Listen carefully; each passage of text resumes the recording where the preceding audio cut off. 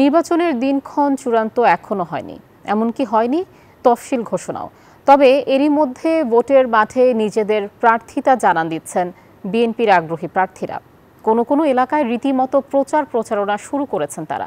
ভোটাররা বলেছেন, প্রার্থীদের প্রচারণায় মিলছে নির্বাচনী আমেজ। প্রার্থী ভোটার সবার প্রত্যাশা উৎসবমুখর পরিবেশে ভোট হোক, যেখানে সরকার গঠনে জনমতের প্রতিফলন থাকবে। প্রতিনিধিদের পাঠানো তথ্যচিত্রে ডেস্ক রিপোর্ট। জাতীয় সংসদ নির্বাচনের তাফসিল ঘোষণার আগেই ভোটের প্রচারণা শুরু করেছেন বিএনপির অনেক সম্ভাব্য প্রার্থী। সভা সমাবেশ, গণসংযোগ সহ বিভিন্ন সামাজিক অনুষ্ঠানে অংশগ্রহণ বাড়িয়ে দিয়েছেন তারা। বান্ডেল থাকলে প্রতি সেনমানিতে টাকা বাঁচবে। বিকাশ সেনমানি বান্ডেল কিনে জিতুন প্রতি লেনদেনে। বগুড়া 6 ও বগুড়া 7 আসন ছাড়া অন্যান্য আসনে প্রচারণা চালাচ্ছেন বিএনপির একাধিক প্রার্থী।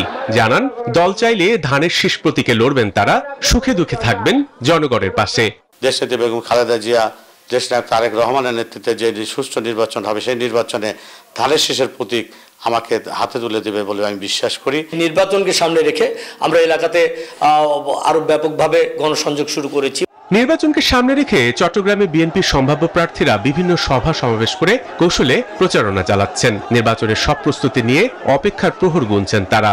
জনগণের আস্থা নিয়ে আমাদের কাজ করতে হবে। ইনশাআল্লাহ আশা করি দল যদি আমাকে সেখানে আশা করি মনোনয়ন দেবে।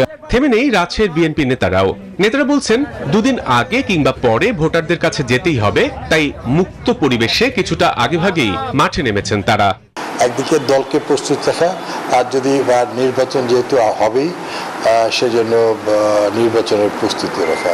দ্রুত নির্বাচনের তাফসিল ঘোষণা করার দাবি জানান বিএনপির কেন্দ্রীয় কমিটির সদস্য ও বাজিতপুর উপজেলা বিএনপির আহ্বায়ক শেখ মুজিবুর রহমান ইকবাল। কিশোরগঞ্জের বাজিতপুরে এক আলোচনা সভায় এই আহ্বান জানান তিনি।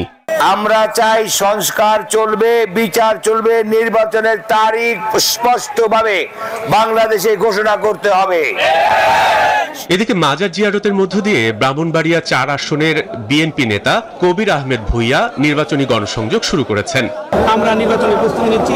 আমি আশা করি যে আগামী দিনে কিছুদিনের মধ্যে আপনারা বুঝতে পারবেন যে এখানে যদি পরিবেশ হয়, ইনশাল্লাহ আমি মনোনয়ন নিয়ে আসবো। নির্বাচনী আবহে খুশি তৃণমূলের ভোটাররাও। প্রার্থীরা এসে সকলের সাথে দেখা সাক্ষাৎ করছে এবং কথাবার্তা বলছে। প্রার্থীরা ভালো এসছে, মোটামুটি ভালো এসে ভোটের আমেজ শুরু হয়ে গেছে।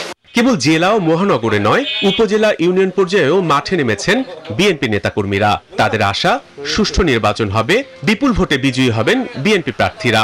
দলের মনোনয়ন যেই পাবে তার পক্ষেই সবাই ঐক্যবদ্ধ হয়ে কাজ করবেন বলেও জানান বিএনপি নেতারা।